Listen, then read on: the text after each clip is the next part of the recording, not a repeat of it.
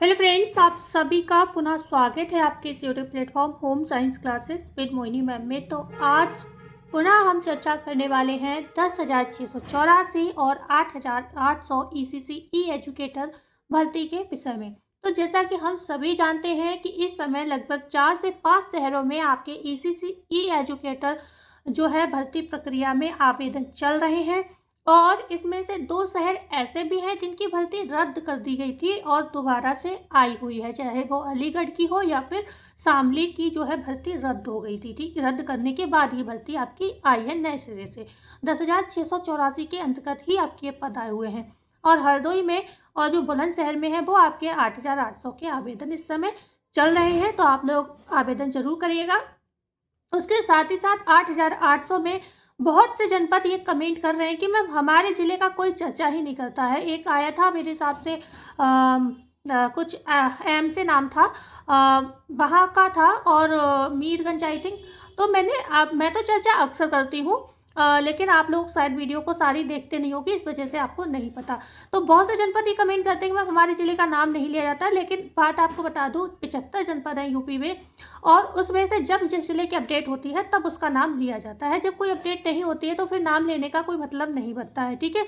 तो इसलिए और फिर रोज़ रोज़ हम बेवजह नाम लेंगे तो आप ही लोग इरिटेट होंगे ना, तो ये बात भी ध्यान रखा करिए। तो इस समय हम बात करते हैं फाइनल रिजल्ट के विषय में जो है चर्चा करेंगे, खासतौर से मऊ की।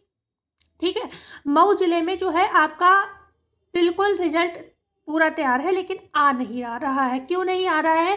तो इसके लिए जब भी आप कॉल करेंगे, अच्छा मैं मऊ की ही क्यों, आपको अगर बात करूं कुशीनगर, अंबेडकर नगर जो 10,684 वाला आपका है, और यहाँ पर बात करते हैं जौनपुर का है, और जौनपुर है, ललितपुर है, ठीक है, चंदौली है, चित्रकूट है। ये ऐसे जनपद हैं जहाँ पर निरंतर आपके कमेंट आ रहे हैं कि मैम कुछ तो बताइए कि क्या है, क्यों इसका रिजल्ट फाइनल रिजल्ट नहीं आ रहा है। ठीक है, तो इन सभी जनपद में सच बताऊं रिजल्ट बिल्कुल तैयार है, कभी भी आ सकता है।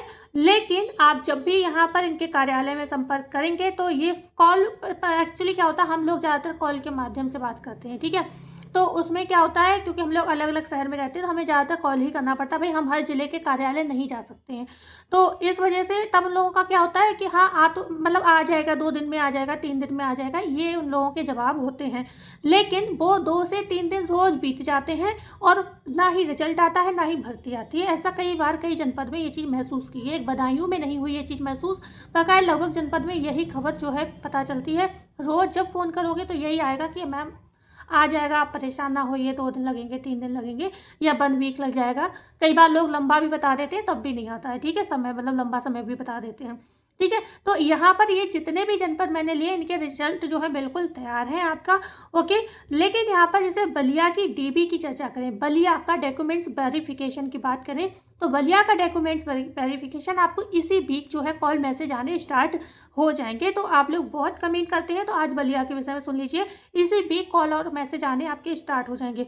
जो हम रिजल्ट की बात कर रहे थे उसके अंतर्गत हम आपसे सिर्फ इतना कहना चाहेंगे कि आप लोग खुद एक बार अपने मतलब जाकर देखिए, कॉल से हो सकता है बहला देते हैं, आप खुद जाइए, चाहे मऊ का हो गया, चाहे कुशीनगर का हो गया, चाहे अंबेडकर नगर का हो, जौनपुर का हो, इन सभी को क्या करना है, आप लोगों को जाकर, आप जितने भी जनपद का मैंने नाम लिया है यहाँ पर, वहाँ पर जाइए, कार्यालय में पता करिए कि सर कब तक आ सकता है, आप हमें बता दीजिए। हो सकता है आपके जाने से ज़्यादा इफेक्ट पड़े और आप लोग हमें भी कमेंट में वो चीज़ मेंशन करिएगा, जिससे हम और बच्चों को भी बता पाएंगे जो वहाँ पर नहीं जा सकते हैं किसी भी रीजन से, ठीक है। बकाया अंबेडकर नगर और जौनपुर का रिजल्ट की एक अच्छी बात आपको ये बता दें, यहाँ पर कोई भी रैंडम सिलेक्शन नहीं है, क्योंकि आप जानते हो कई बार इसमें भी मतलब विवाद रहते हैं ना कि रैंडम सिलेक्शन है तो लोग आवाज़ उठाते हैं, भर्ती रद्द कराने की कोशिश करते हैं, और करना भी चाहिए भैया, जिसके नंबर ज़्यादा हैं तो उसे तो पहले लेना ही चाहिए। तो इस वजह से यहाँ पर एक चीज़ है कि जब भी होगा आपका कोई टेंशन नहीं होगा, आपको बिल्कुल फाइनल रिजल्ट देखने को मिलेगा और उसमें कोई भी ऐसी समस्या आपको नहीं है कि रद्द हो जाएगा या कुछ भी, क्योंकि यहाँ पर जो है एकेडमिक के आधार पर आपकी मतलब आपके जो नंबर्स हैं ना उसके अकॉर्डिंग ही, जिसकी हाईएस्ट मेरिट होगी तो उसको ही पहले सिलेक्शन मिलेगा, ठीक है। तो यहाँ पर जौनपुर अंबेडकर नगर में ये चीज़ अच्छी है कि यहाँ पर रैंडम सिलेक्शन नहीं है, आपके कट ऑफ के हिसाब से ही आपको सिलेक्शन यहाँ पर जो है मिलने वाला है, ठीक है। ओके। और इसके अलावा आप जानते हो, बात करते हैं कि कुछ जनपद ऐसे हैं जिनमें 8,800 आवेदन जल्द स्टार्ट होने वाले हैं और कभी भी आपको लिंक देखने को मिल सकता है। वो जनपद हैं आपके 8,800 में बात कर रही हूँ उस समय में गोंडा का जनपद। गोंडा का जनपद जो है उसकी भर्ती आपको 2 वीक या 3 वीक में देखने को मिल सकती है।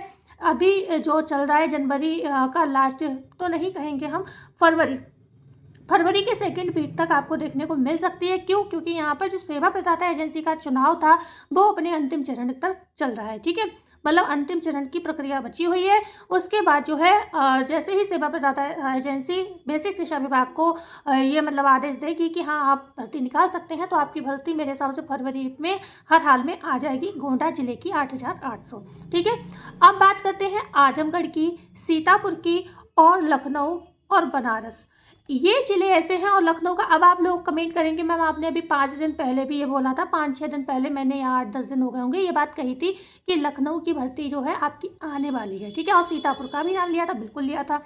लेकिन अब वही बात आ गई ना, ये लोग कहते कुछ हैं फिर करते नहीं हैं। तो ये भी इन जिलों का मैं इस वजह से कह रही हूँ क्योंकि यहाँ पर कोई प्रक्रिया ऐसी नहीं है कि भैया अभी यही काम नहीं हुआ है, मतलब सेवा प्रदाता एजेंसी ही नहीं चुनी गई है तो भर्ती कैसे आ सकती। कहने का तात्पर्य यहाँ पर यह है कि ये जनपद आप लोग ध्यान से सुन लो, यहाँ पर सारी प्रक्रियाएं पूर्ण हैं, भर्ती आपकी कभी भी आ सकती है। ठीक है, बकाया आप जैसे बात कर रहे थे, एक सेकेंड में देख लूँ इधर कुछ रह गया हो तो, चित्रकूट का भी रिजल्ट आपका कभी भी आ सकता है। ठीक है, चित्रकूट और चंदौली, ये ध्यान रखना, इसका रिजल्ट कभी भी आ सकता है। बलिया की डीबी इसी वीक होगी। अभी मैं एक बार देख लूँ कि कुछ रह तो नहीं गया, फिर मैं सेकंड पेज पर चलती हूँ। ठीक है,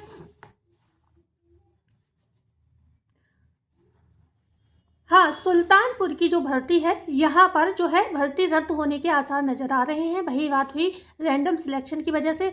ठीक है, रैंडम सिलेक्शन का कारण बन रहा है, और यहाँ पर बात यह है कि यहाँ पर काफ़ी बच्चों ने मिलकर जो है आवाज़ उठाई है, तो इस वजह से, और इन्होंने एक जगह नहीं 2-2 3-3 जगह जो है अपना ज्ञापन दिया है, मतलब डीएम ऑफिस में भी दिया है, बेसिक कार्यालय में दिया है कि इस भर्ती को रोका जाए और मतलब सभी बच्चों को, या फिर जिसकी मेरिट ज़्यादा है उनको सिलेक्शन दिया जाए, या फिर सभी बच्चों को डीबी में बुलाया जाए।